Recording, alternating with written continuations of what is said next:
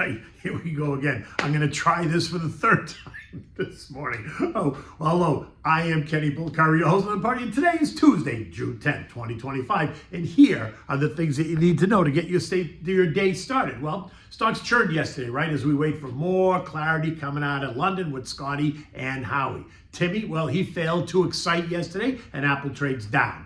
Lonnie, he made somewhat of a comeback as the feud calms down. Tesla gaining $13 yesterday after some positive comments, right? We're now in the official blackout period for the Fed voting members.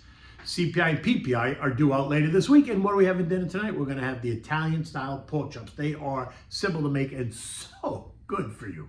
Anyway, yesterday, stocks struggled to eke out the gains as investors, traders, and algos tried really hard to be optimistic about the trade talks that are taking place in London.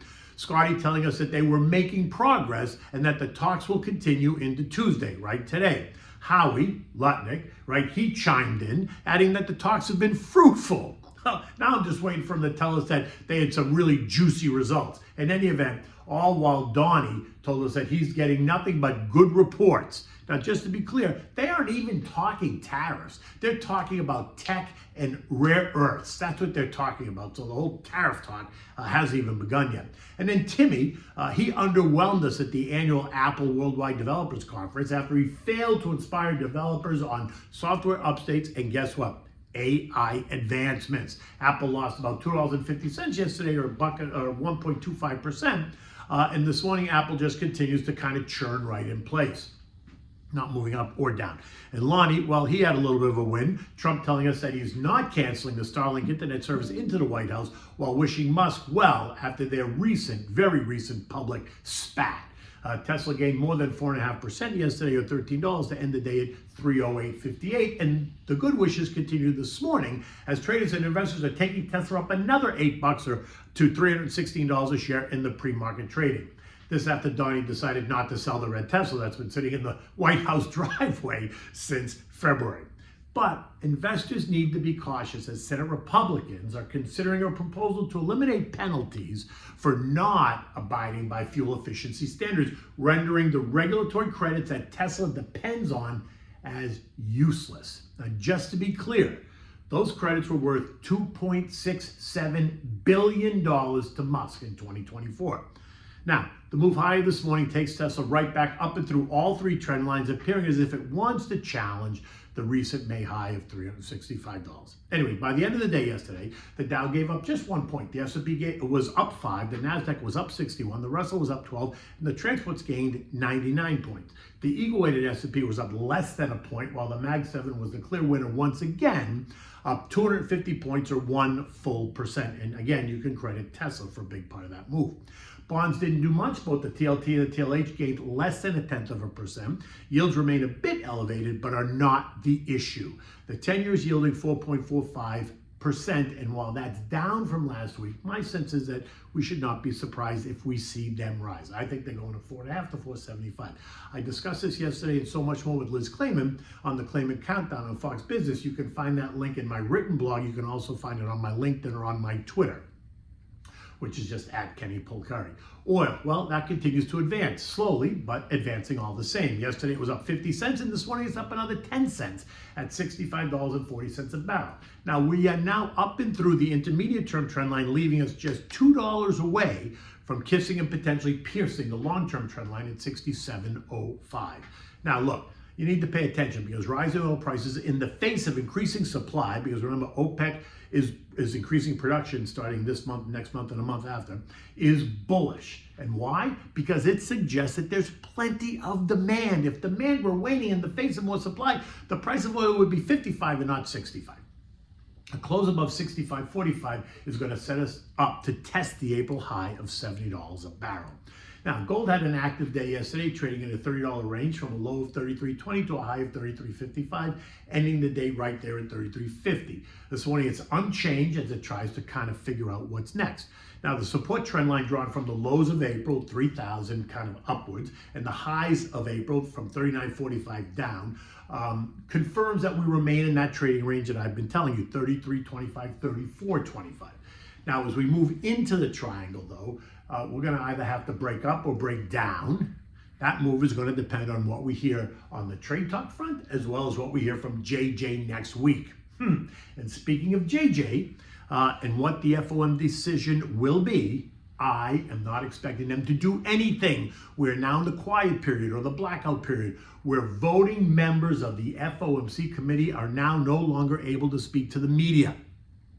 Right? The meeting now begins next Tuesday. It finishes on Wednesday. So at 2 o'clock, we'll get the results of what that meeting brings. So the only ones that we can hear from now are the non-members that supposedly have no insight, and of course the deep throats, right? That would be Nikki T of the Wall Street Journal, and of course our friends at Goldman Sachs. Right now, you want to keep your eyes and ears open, because if we hear from Neely Kashkari, who's president of the Minneapolis Fed, who's a non-voting member, or if Nikki writes an article for the Wall Street Journal, or if Goldman publishes suddenly a special report on Fed policy that suggests otherwise, suggesting something other than we expect, it's because someone, JJ, whispered in their ear about a change of heart, and they don't want the markets to be surprised, so they put it out there via these deep throats just so the market is prepared.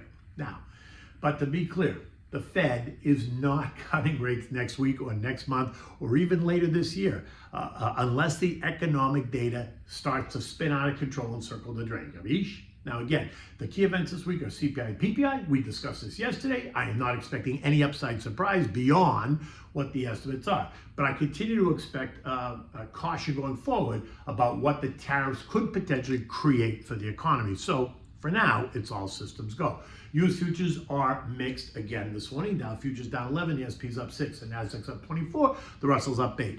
Feels a bit tired to me. I've been saying that, so I expect the churn to continue, which is what it feels like it's just doing, churning right here around the 6,000 level, as we wait for any news out of London over the U.S.-China trade talks. Comments out of China this morning, though, seem to contradict what Scotty and Howie are telling the president and telling us.